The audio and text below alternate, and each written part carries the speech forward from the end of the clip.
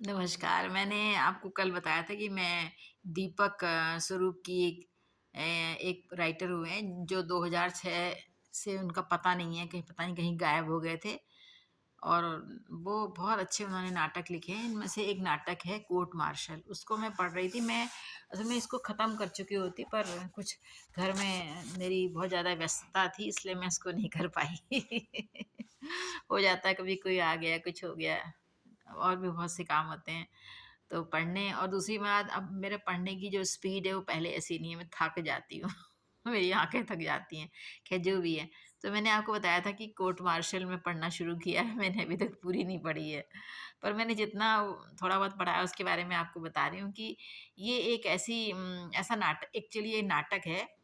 तो ऐसा हम आपको एक मुख्य रूप से बता दें कि किसी भी देश की जो प्रोफेशनल आर्मी होती है, सेना होती है, वो गंभीर अपराध करने पर कोर्ट मार्शल होता है। उसको उसको जो कहा जाता है वही करता है और बाकी कोई और अपराध होता है तो तुरंत उसको वो कोर्ट मार्शल की ओर उसको ले जाता है। एक लंबी प्रक्रिया होती है और उसमें फौजी कानून के हिसाब से उसको सज़ा मिलती है जो कि एक सबसे जो एक कहना चाहिए बहुत ही शर्मनाक एक प्रक्रिया होती है जिसको कि कोर्ट मार्शल कहते हैं।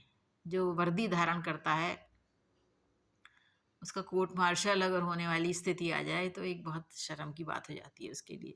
तो कोर्ट मार्शल का निर्णय होता है और किसी भी सिविल कोर्ट इसमें अपील नहीं की जा सकती इसकी। ये भी होता है इसमें। और एक सीनियर अफ़सर कोर्ट मार्शल का सभापति, जज और प्रिज़ाइडिंग अफ़सर होता है उसमें, मतलब फ़ौज के ही लोग होते हैं। उसके साथ 2 तथा 4 जज होते हैं, जिनका कार्य लगभग ज्यूरी जैसा होता है। सिंगल उसका जजमेंट नहीं होता है। निर्णय देते समय यदि इन जजों के मत बराबर हों, तो टाई वोट की स्थिति में तब प्रिज़ाइडिंग अफ़सर अपना निर्णय एक वीटो करता है कि हाँ, भई ये होगा। ताकि कोर्ट मार्शल सही ढंग से हो, सेना के कानून विभाग की तरफ से जज, एडवोकेट, सलाहकार जज भेजा जाता है, जो ज़रूरत पड़ने पर सभापति जज को सलाह दे सकता है। शेष कार्रवाई लगभग किसी भी सिविल कोर्ट की तरह होती है। बाकी तो वैसे ही होता है। एक सरकारी वकील, एक बचाव पक्ष का वकील और एक गवाह। वह दोनों वकील भी प्रायः सेना के कानून विभाग से भेजे जाते हैं। वो वहीं से रिकमेंडेड होते हैं दोनों, पक्ष विपक्ष दोनों। और ये होता है सेना के लोगों के सिर के बाल छोटे-कटे होते हैं और चाल, ढाल, उठना, बैठना हमेशा चुस्त और फुर्तीला होता है, जैसे कि एक सैनिक का होता है। चाहे वो अफ़सर हो, चाहे अधिकारी हो, चाहे वो एक जवान हो।